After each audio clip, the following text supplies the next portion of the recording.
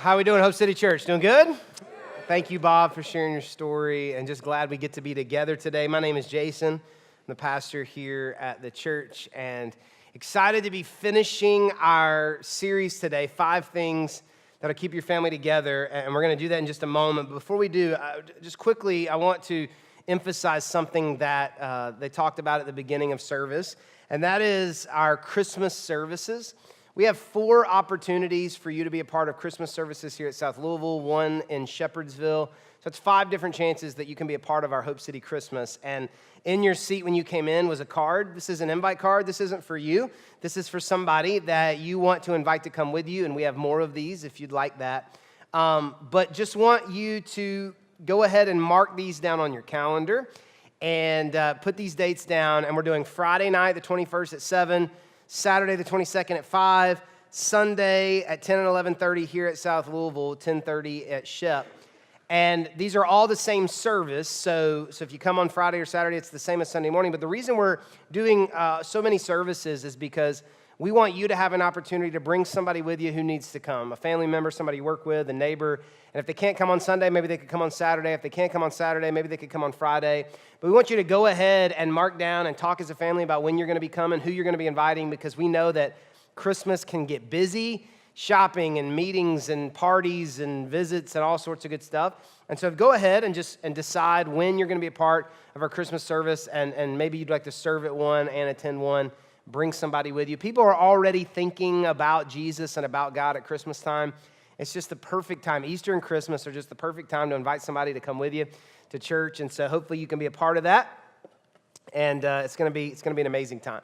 Well, like I said, we are finishing up our series today, 5 Things That'll Keep Your Family Together. And what we've done these last 5 weeks is we have been talking about some of the challenges that we face, and we do face challenges, but also not just the challenges, the answers that the Bible provides to us as parents and as spouses and grandparents, and what we can do to not just keep our family together. That is important. We want to stay together, and that's an accomplishment in itself, but to really flourish and thrive as a family. And there are lots of challenges out there. Each week we've talked about those. Somewhere between 40 and 50% of couples divorce. 1 in 3 kids live in a home without a dad.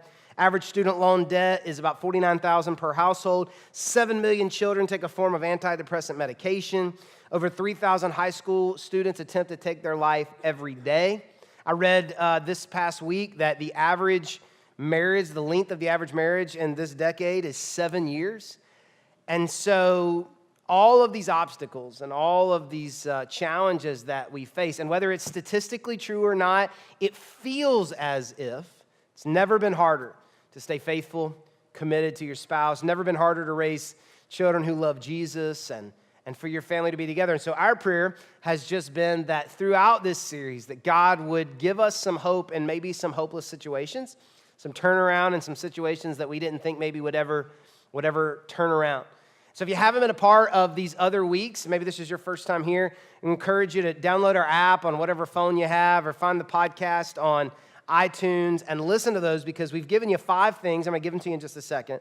And we believe all 5 are the ingredients that God uses to bake the cake, if you will, to really set our family up to really succeed. And so those 5 things are: God is number 1. We talked about God the first week, building our family on God, not just going to church together, but following Jesus together. We said the best way to keep your family together for the next 50 years is to keep your family together for the next 50,000 years, have an eternal view. And so that was week 1. The second thing that'll keep your family together is forgiveness. We talked about how the people that we love the most have the potential to hurt us the most because we're the closest and the most vulnerable with them, but we have to choose forgiveness. It is our responsibility to forgive. That was the second thing. The third week was margin. We talked about how if we keep saying yes to things that are not most important, we will eventually have to say no to things that are. The fourth week, we talked about effort. That was last week, and how that it takes work to make relationships work. And we want to have the same mindset as Christ Jesus, Philippians tells us. And his mindset in relationships is, I love you so much, I'll give everything, even if you don't give it back. And so we want to have that mindset and the effort that we put forth in our relationships. And then this week, we're talking about communication. So God, forgiveness, margin, effort, and communication. God, forgiveness, margin, effort, and communication. Those 5 things we believe will set your family up for real success. So, this week, as we talk about communication, one of the reasons we held this to the last week of the series is because we know that this week for Thanksgiving, you're going to have some meals with people you don't like, and you're going to have to communicate with them. And so maybe this will help you a little bit. This also runs the risk of maybe Thanksgiving dinner being very awkward by the time we get done today, but we'll talk about that a little bit. But really, more importantly and seriously, is I believe after God, because God is most important, building your family on God is most important, but after God, I believe this week has the potential to be the most helpful to you and the most important to you and where your family is at. Andrea and I have the opportunity to talk to a lot of couples who are about to get married. We don't really call it premarital counseling because we're not counselors. We call it premarital conversations. But we talk about marriage, and we spend almost all of our time talking about communication. It is so important in our families and in our marriage and our parenting. We talk about communication. And the reason that we spend so much time talking about it is because on the other side of marriage, when I am talking to a family sitting on my couch or at dinner across the table and they're trying to put some pieces back together or keep it together, what is so often true is that whatever they think is the problem is not really the problem. The problem is that they're not communicating about the problem. Does that make sense to everybody? So they come to me or they go to somebody and they think they know what the problem is, but that's not really the problem. The problem is that they haven't been communicating about the problem. So whatever it is that brought them in, it was really something 5 years ago, 10 years ago, 17 years ago, 6 months ago, but whatever has happened now has pulled out or brought up things that were never communicated about. And so we have to communicate as a family. And so let me give you just a couple of examples. Maybe you find yourself in a few of these situations. I'm going to give you a couple of examples of times, some kind of a broad examples of times when not communicating really hurts our family. What about this one? You get married, you fall in love, you get married, and you had 1,000 ideas about what marriage was going to be like. And I'm not trying to take it away from the guys here, because maybe guys, you had 1,000 ideas, but really kind of ladies, you spend a lot more time thinking about your marriage early on than the guys do, you know. We're like, okay, we're here. But anyway, the ladies, when you think about it, you have 1,000 ideas about what it's going to be like, but 5 or 10 years later, it's not anything like you thought it would be. And so now you're frustrated, you're disappointed, he's lethargic. Mostly he hangs out in the garage or the basement or the man cave. Mostly you hang out somewhere upstairs, and there's no real spark or romance or excitement. It just feels like an obligation. No communication. What about this one? Maybe your kids are getting a little bit older and you need to have the talk, but who wants to have the talk? And so it's awkward and it's uncomfortable and you don't know what to do. And you remember when your parents tried and then that didn't work or whatever it was. And so maybe you naively convince yourself that, like, I don't need to do that right now. They don't have any idea what that is. And so you don't communicate. And then someone else who doesn't love your children as much as you or pray for your children as much as you communicates to them instead of you. And we start having problems. Or maybe they get older and they start dating and you need to have some conversations, but you don't do it because it's awkward. Or maybe you feel guilty because of what you did in your relationships, and so you don't feel like you have any right to really say anything. And so you don't communicate, and then there are problems and trouble because someone didn't communicate. What about this? You early on in your marriage, you have a run-in with the in-laws, and there's some conflict, right? And so instead of working that out, you kind of withdraw, and now you tolerate them.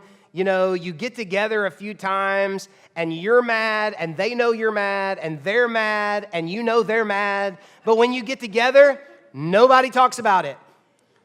Everybody kind of smiles. You sit on opposite ends of the table, and the only thing you have in common is your spouse, right? And like, how many people, let me see a show of hands, how many people you grew up in a house where everybody knew that there was something that needed to be talked about, but nobody talked about it? Let me see your hand if you grew up in that house. Yeah, so many of us.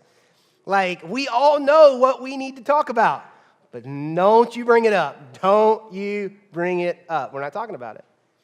And so now years go by, and there is what could have been a small thing becomes a big thing because we didn't communicate.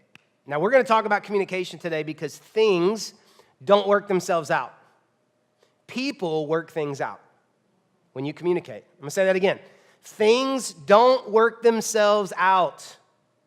People work things out when they communicate.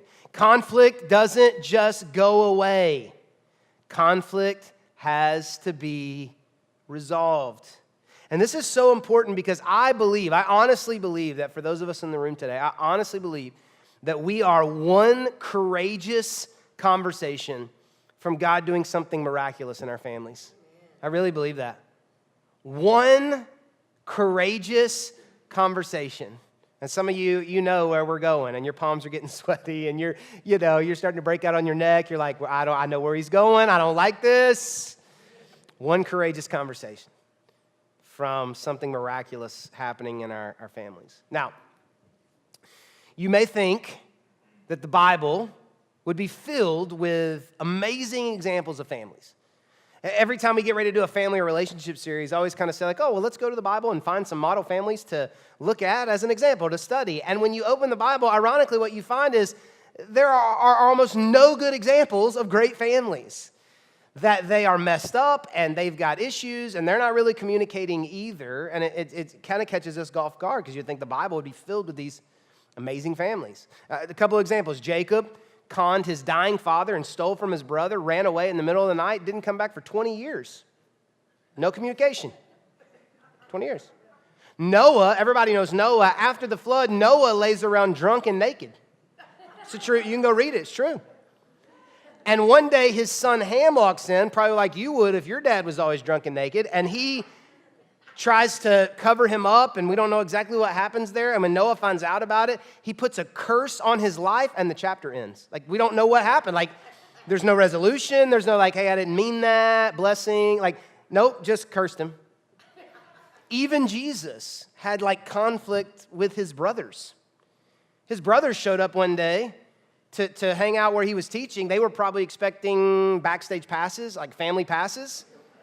And they show up and they're like, hey, let Jesus know we're here. And Jesus, you can go read the story. Jesus is like, I'm not letting them in. Like, even Jesus had some struggle and conflict with his brothers. And so we can't blame the struggle to keep our families together or to communicate on modern times, busy schedules, and technology. It's not a new struggle. Matter of fact, we have more communication tools at our disposal than ever before. If you want to communicate, you have more ways to communicate than ever before. You don't have to write a letter to your sister in another state and wait 3 weeks for it to get there. If you want to communicate, you can communicate. But the struggle that we have is the same struggle that Adam and Eve had. The very first family struggled with the very same thing that you struggle with. Honest conversation. Honest conversation. So today, we're going to read two parts of the Bible. We're going to read a story about a family in the Old Testament. It's in 2 Samuel chapter 13. If you have a Bible, you want to find that, or a phone, you can find that. And then the second part we're going to read in the New Testament. It's in the book of Ephesians, and that's going to be on your sermon guide. Hopefully you got the sermon guide when you came in. I had one somewhere, but I think I lost it. But anyway, hopefully you got one of those when you came in. Now, in 2 Samuel, we're going to read about a family that is really messed up. But if they had Instagram back then, you would have never known it. Matter of fact, I would be willing to bet that their Christmas cards were on point, right? Because this is King David's family. Probably had a graphic designer on staff, a photographer, right? So it seems like that they're in a great place. But where we pick up the story today, they're about to have major conflict. And I just want to give you a heads up where we're going with this story because it's really bad. In the story, it's really disgusting. But what we're talking about today is one of David's sons is going to sexually assault his sister. Just a heads up because that's where we're going. I know for some of you that's going to be a very emotional experience. But the backstory of all this drama and conflict is that in a way, not the main reason, but in a way, it's happening because of some of David's sins.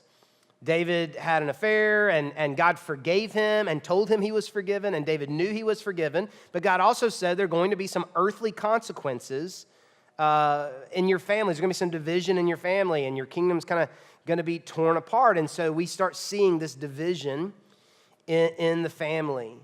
And as great as David was, and he was great, he was a much better king than he was a dad. We don't actually see many encounters with his children, with his family. He had multiple kids with multiple women, which was different back then, but still kind of messed up the dynamic a little bit. And he was a phenomenal king. He was a pretty good dad. But we never see, as all of this drama and conflict begins to happen, we never see him bring the family together, try to work it out, right? And this particular story that we're going to read will show us the danger and the consequences when we don't communicate. So we don't have time to read the whole story. Let me just sum it up for you. There's a brother named Absalom. There's a sister named Tamar and a half-brother named Amnon. Amnon was in love with Tamar, and one day he trapped her in his house and he raped her, okay? Which is a disgusting thing, but that's where we are. And we're going to pick up 2 Samuel chapter 13. We're going to read verses 18 through 22. Here's what it says. It says, so the servant put her out and locked the door behind her, talking about Tamar. She was wearing a long, beautiful robe, as was the custom in those days for the king's virgin daughters. But now, Tamar tore her robe and put ashes on her head. And then, with her face in her hands, she went away crying. Her brother Absalom saw her and asked, is it true that Amnon has been with you? Well, my sister, keep quiet for now. Terrible advice. Since he's your brother, don't worry about it. That's terrible advice. So Tamar lived as a desolate woman in her brother Absalom's house. Verse 21. When King David heard what had happened, he was very angry. And we're like, yeah, he was very angry. So David calls a family meeting to figure out what's going on. No, 22. And though Absalom never spoke, like that's it. David was angry. That's all. That's it. That's all we hear about David the dad, right? And though David was, he was very angry. And 22. And though Absalom never spoke to Amnon about this, he hated Amnon deeply because he had what he had done to his sister. So look at that last verse. And though Absalom never spoke, never brought it up, never asked about it, never said how he felt about it, nope.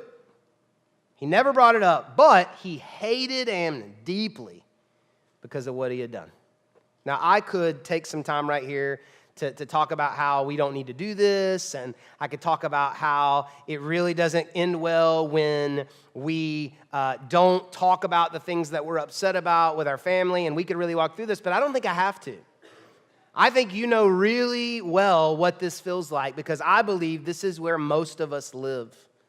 If you and I were to spend some time together and I were to say, hey, tell me some things that have really upset you, that you're really angry about with some people in your family, you would not have to think very long about what you would say.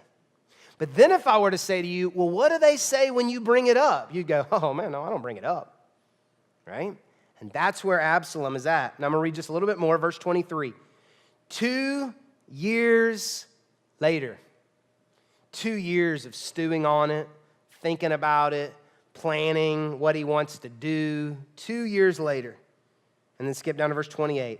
2 years later, Absalom told his men, wait until Amnon gets drunk, then at my signal, kill him.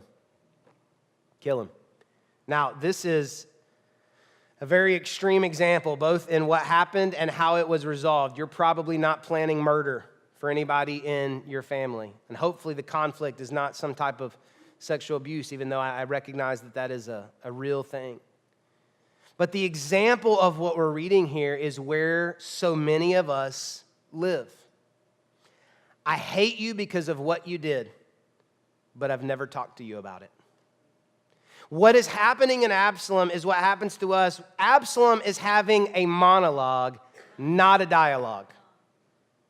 This is where we live, right? I mean, I'm a monologue guy. If you and I have conflict, in my car driving by myself or in the shower, I have the greatest fights with you. And I say the greatest one-liners. and I clearly articulate all of my frustration, and you don't really say much, but you don't need to because you know you were wrong and I was right, and we work through the whole thing and there's resolution. That's a monologue. And that's where we live. We stew on it. We talk about it. Maybe we do have dialogues, but we don't talk to the person we need to talk to about it. We talk to somebody else about it, right? But things don't work themselves out. People work things out when they communicate. And so a monologue is never going to solve the problem. A monologue is going to make you more angry. A monologue is going to drive you deeper down into a hole. You have to have a dialogue. And so, what are our options? You're like, okay, Jason, I get it. I don't want to be Absalom. I get it. I don't want to have a monologue. I need to have a dialogue. Okay, I get it. You're convincing me. What do? I don't know how to do this. And my palms are sweaty and my neck's breaking out just thinking about it. And I don't even know, now you want me to talk about it? And I don't, right? Well, in the New Testament, the book of Ephesians, chapter 4, there is these beautiful verses that give unbelievable relationship advice, life advice, but really relationship advice for where we are in our relationships and with our families. It's in chapter 4, and I want to read this to you. It's on your sermon guide. Hopefully you got one of those when you came in, because we're about to use them for a second. But Ephesians chapter 4, starting with verse 21, here's what it says. It says, since you have heard about Jesus and have learned the truth that comes from him. So stop for a second. Paul is talking to every person in the room today who has learned the truth about Jesus. Now, some of you in here, you have not learned the truth about Jesus. You have not experienced Jesus, the love of Jesus. You have not committed your life to him. But there's a lot of us in the room that have. And so what we're about to read, Paul is writing to people who have learned the truth about Jesus. Let's see what he says. He says, since you have heard about Jesus and learned the truth that comes from him, throw off your old sinful nature and your former way of life, which is corrupted by lust and deception. Instead, let the Spirit renew your thoughts and attitudes. Put on your new nature, created to be like God, truly righteous and holy. 25. Stop telling lies. Let us tell our neighbors the truth, for we are all parts of the same body. 26. And don't sin by letting anger control you. Don't let the sun go down while you're still angry. The Apostle Paul and Elton John both had something to say about this, right? And so Paul says to us, for those people who have learned the truth about Jesus, that there is a difference in the way that they manage relationships. People who have learned the truth about Jesus handle relationships differently than people who have not learned the truth about Jesus. And I think this is so important because I believe that families who have learned the truth about Jesus should sound and feel and look different. Not based on the clothes that they wear necessarily, but definitely in the way that they talk to each other. Definitely in the way that they communicate and resolve conflict. I believe that if you came over to my house because I have learned the truth about Jesus, my wife has learned the truth about Jesus. I believe if you came over to my house and you stayed past the we've cleaned it up and made it smell good for you, but you stayed longer than that, you spent a month with us or whatever, I believe that we could show you Jesus even in the way that we fight. I believe that if you were around, because if you spent 30 days, I can promise you, you're going to see some conflict. And so I believe even in the way that we have conflict, if I have learned the truth about Jesus, you should be with me and you should be like, okay, this is different. Like, y'all fight different than the way that most people fight. This house feels different than the way most houses feel. You're smiling more here than, you're laughing more here than, you get along in a different way. Like, this house feels differently. I believe that for those who have learned the truth about Jesus, that should be the way that, I should be able to come to your house, see how you handle conflict, and know whether or not you've learned the truth about Jesus, according to what the Apostle Paul says. And then he tells us. So let me just kind of summarize for you. Ephesians chapter 4, 21 through 27, according to Paul, that there's an old before Jesus way to handle relationships and a new after Jesus way, and then he lays them out for us. Let me give them to you. Before Jesus relationships are corrupted by deception, okay? After Jesus relationships, deal with truth. Before Jesus relationships are filled with bad attitudes. That's what Paul said. After Jesus relationships, our spirit renews. The Holy Spirit renews our thoughts and our attitudes. Before Jesus relationships, anger controls you. After Jesus relationships, you control anger. Right? So at the risk of sounding too simple, and this is going to sound too simple, but if you were to filter this down to its very core, Ephesians 4:21 through 27, the Apostle Paul is saying that families built on Jesus tell the truth, have good attitudes, and don't live with anger. Families built on Jesus tell the truth, have good attitudes, and don't live with anger. So this is a great opportunity to stop for a moment and be challenged. When it comes to my relationship with my spouse, my kids, or my parents, do I tell the truth, have a good attitude, or live with anger? My relationship with my spouse and my marriage relationship, my relationship with my kids. Maybe they're not old enough to be able to articulate it yet, but would my kids be able to say in the way that we have a relationship that my father has learned the truth about Jesus? Because he deals with me in truth, a good attitude, and doesn't let anger control him. Such a simple idea, but not so simple to pull off, right? Live and deal with truth. Great attitudes, not controlled by anger. I would love for a moment just to stop and for everybody in the room to imagine what your home would feel like. What the car would feel like when everyone's in it together.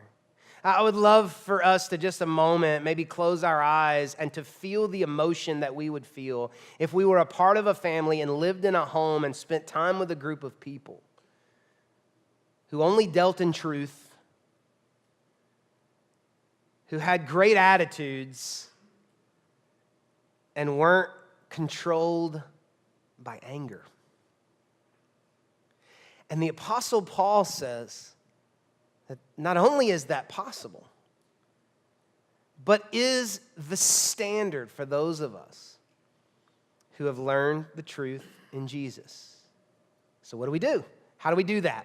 How do we deal with truth, have great attitude, not be controlled by anger? I believe that there are three main ways that we need to communicate with our families, communicate with our spouse, communicate with our kids, communicate with our in-laws, communicate with our grandparents, whatever it is. There are three ways, main ways, that we need to communicate with our family. And these are on your sermon guide if you want to write these down. Number one, I believe we have to communicate expectation. We have to communicate expectation. You know, dealing with truth doesn't always mean saying something that's true. Dealing with truth can also be that, or deception could also be that we're not saying things that are true, right?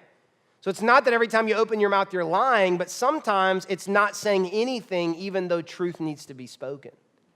And this is really at the heart of communicating expectation. It is not fair for me to expect someone in my family to know what I want if I never say what I want. To know what to do if I never say what I would like for them to do. To know how I feel if I never tell them how I am feeling. Every expectation is not a reasonable expectation. Let's go ahead and get that out there. And the key to a great relationship is to put the needs of others first. So let's go ahead and add that to the list as well. But there are some things that are subconsciously in you, and they cause tension in your family because you've never explained it to your family. This happened yesterday at the Isaac's house. So I'm just going to use this as some therapy time for me. So It happens like this every now and then, but Andrea's schedule was kind of crazy this week, and so for the last like 2.5, 3 days, the main responsibility of the caregiving for the children has been on me and pretty much being at the house with them. And you can just need to know, like, if it's extended hours at home with just me and the kids, there's going to be conflict. You just got to know that's going to happen. Shout out to all the stay-at-home parents. I don't know how you do it, but you do it. Congratulations. Okay, so we're there. It's cool. It's fine. But we normally go to the grocery store on Saturday, but I don't know how your house is. But like, just because you go to the store on Saturday, you run out of food on like Wednesday, right? And so there's not a ton of food in the house. Andrea usually does the grocery shopping, whatever it is. So the kids, like, for like 2 days, are like, hey, Dad, what are we going to have for lunch? What are we going to have for breakfast? What are we going to have for dinner? And you know how it is. It's like, I don't know, go find something, you know? Well, Dad, there's nothing here. And then you turn into your parents. Oh, there's nothing there. Let's go look, you know? And you're pulling out stuff that's been in there like 8 years, you know? Like, what about this? You're not eating it. And so anyway, this is good. I'm just working some things out. And so last night, like, the only thing left, because we hadn't been in the grocery store, the only thing left was like breakfast items. So I'm like, okay, we're cooking breakfast for dinner, which is fun, all right? So I start cooking, eggs, bacon, some toast. But Andrea's upstairs, like, napping or watching a Lifetime movie, I don't know. And so I'm cooking very loudly. Anybody ever done that? I mean, I'm banging pans, I'm slamming cabinets. I just want her to know I'm cooking, okay? And the kids are trying to help, but they're making a mess. And, you just keep looking over your shoulder like, is she coming down yet, Or you don't ask her to come down. You just want her to hear that you're working. And so she finally comes down, and she comes over to the kitchen where I'm working, and she says, hey, how can I help? Hey, how can I help? Oblivious to some of the emotions I'm feeling at the moment. She says, hey, how could I help? Now, a great Christian pastor husband right there would probably be like, thank you so much for offering. You can handle the eggs, right? But she says to me, how can I help? And I said, I mean, you know what you could do to help? Like, get some food in the house. I mean, the kids have been asking, and I'm over here cooking, and there's not really anything in the house, and they just keep asking and asking and asking and asking, and I don't have anything to tell them because we don't have any food, and if you could just go to the grocery store, that would be what could help me. And I mean, it's just like coming out, and she's looking at me like, I had no idea. And it took me about 30 seconds, and I'm like, okay, sorry, let's back up. I'm sorry, I didn't mean it like that. I've just been really frustrated lately because you've been busy, and then the kids have been asking, and I'm like, that was unfair of me. You had no idea that I was feeling that. You had no idea. I hadn't communicated. I didn't ask you to come down here and help me. And so it was something that was happening. And I know that you're like, oh, that's so cute that that's your big struggle. No, that's not our big struggle. That was just yesterday, okay? And so we all have these expectations that we maybe don't communicate. It could be as small as loading the dishwasher instead of putting a dish in the sink. It could be as big as where we go on vacation, or what do we do with money when we get it, or how much time do we spend at your family, these are big things. And one of the things that we found in our house is that it's not just telling you what I expect you to do, it's telling you why I have that expectation. So it's like, it's not that the sink is in the dish, it's that when you put the sink in the dish instead of the dishwasher, it makes me feel like you expect me to do all the work and you don't want to help. Oh, okay, well, I'll put the dish in the dishwasher, like, if that's what it's about. So we could talk about this. This could be a sermon in itself. We've done this before, but it's very important that in dealing with truth, and not, living with anger, I've got to communicate expectations. Secondly, I've got to communicate frustration. I've got to communicate frustration. And so this goes a little bit with what we just talked about in 1, but I've got to communicate frustration because if I don't communicate my frustration, then I hold it inside and then I let anger begin to control me. If you are in a family, you will be frustrated. Can I say that again? If you are in a family, you will have frustration. Doesn't make you wrong or bad. Matter of fact, if you're never frustrated, you probably have no passion. It's probably a bigger problem, okay? So you will be frustrated. And one of the things that we've tried to do at our house, and by no means are we perfect, but one of the things we've tried to do is we give each other permission, specifically talking about marriage, we give each other permission to be frustrated and to talk about that frustration. It doesn't mean you're a terrible person. It doesn't mean I want a divorce. It doesn't mean this isn't going to work out. It just means I'm frustrated. Hey, there's no gas in your car, and I've filled it up the last 3 times I've got in here. I'm frustrated about that. I'm sorry about that. I'll try to do better. Hey, I'm frustrated. I feel like I've changed all the diapers. I've used that example a lot lately. That's a real one. I'm frustrated that I feel like that you're spending all the money, but then you tell me we have no money. I'm frustrated that we're always at your parents' house for lunch. I'm frustrated. Doesn't mean that we need to have a big fight.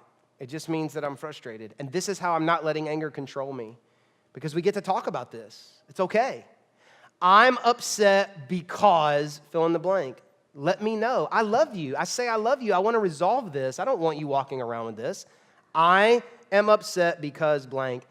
And then if you want to add on to it, I need you to blank. Here's how you can resolve this. And on the flip side of that, by the way, how I react when they talk to me determines if they're going to want to talk to me in the future. So if every time they come to me and say, hey, I'm really frustrated, and I'm like, well, that's stupid, then they're not going to come to me. If they come to me and say, well, I'm really frustrated, I say, well, I mean, that's your fault. If you do something about it, you wouldn't have to worry about it anymore. They're not going to want to come to me with their frustrations. But if I am a safe place for you to tell me why you're frustrated, even if I'm the reason you're frustrated, and most of the time I'm the reason, then we can work this out, and we're not going to have World War III. We're just going to talk about it all along the way, sometimes multiple times a day. You get to be frustrated. You feel how you feel. And so we're going to talk about those things along the way. And Andrew and I have talked a ton about this, but this is something we passionately believe in this. I'm frustrated. And we know for us, that's a key word. If someone says, hey, I need to talk to you for a second, I'm frustrated. Stop what you're doing, put your phone down, turn the TV off, whatever it is, and give them 30 seconds, 60 seconds of undivided attention. Because if they could just tell you, it'll be over. And then we can resolve it, right? And then lastly, we want to communicate appreciation. We communicate expectation. We communicate frustration. We communicate appreciation. This is important because if all you ever do is tell your family what you want and that you're mad, that's not going to go great, right? There has to be some communication of appreciation. I'm thankful for you.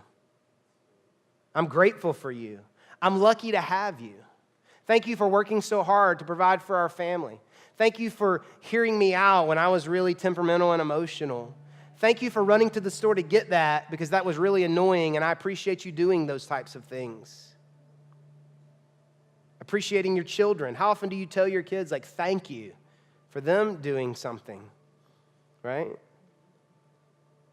And so if of all the three things to communicate, I want you to do all three. But even if you never got to do expectation and frustration, if you just became a person who communicated appreciation, things would begin to change. I mean, if you start talking to the people in your house like, I am so grateful that God allowed me to marry a man as sexy and as hardworking, your man's going to start walking around the house like, right? He's going to pick up that trash bag and just do a couple curls with it, you know? People live up to the level of your words or down to the level of your words. If you keep telling him what a bum he is, he's going to be a bum. Keep telling him how amazing he is, he'll be amazing. And it goes all the way around with kids. But if you just begin to communicate appreciation, if you created a home of appreciation, the output in that family would go up. The love in that family, the affection in that family, it would go up because people want to be a part of a team where they feel appreciated. What is appreciated is duplicated, is replicated. So every time you see somebody do something that is awesome, tell them that was awesome, and they're going to keep doing that, right? They're going to keep doing that. So we communicate expectation, frustration, and appreciation. And so here's my challenge for you today. Let's end with this. If things don't work themselves out, people work things out. If conflict doesn't go away, it has to be resolved. If that's true, then does my family know what I want, what I'm frustrated about, and what I'm thankful for? Do I know what my family wants, what they're frustrated about? Am I living in a world of monologue or dialogue? If families built on Jesus tell the truth, have great attitudes, and don't live with anger, am I telling the truth, having a great attitude, and not living with anger? These are challenges for us today as we strive to communicate to the people that we love and we care about. Because things don't work themselves out. People work things out. Conflict doesn't go away. Conflict has to be resolved. So what is the courageous conversation that you need to have? And that first conversation may not get you across the finish line, but it'll get you across the starting line, and that's something. That's the courageous conversation you need to have. Now, here's what's going to happen. It's going to be a little different today because as we're closing out this series, we wanted to make sure to take some devoted time to pray for your family. And so in just a second, I'm going to pray, and our music team's going to come up, and they're going to lead us in 2 more songs. And during those 2 songs, our prayer volunteers are going to be in the front and around the sides and the back. I mean, room is a little bit of a premium, and so you may have to navigate a little bit. But our kids' teachers are ready, and here's what we would love to do. We would love to pray with your family, all of them, kids and everybody. So it's going to be a little chaotic. That's okay. And we want to pray about any needs specifically that you're having in your family. But then also, we want to pray a prayer of blessing over your family. This isn't magic, but it is biblical. This idea of just praying a blessing for your family, we want to do that.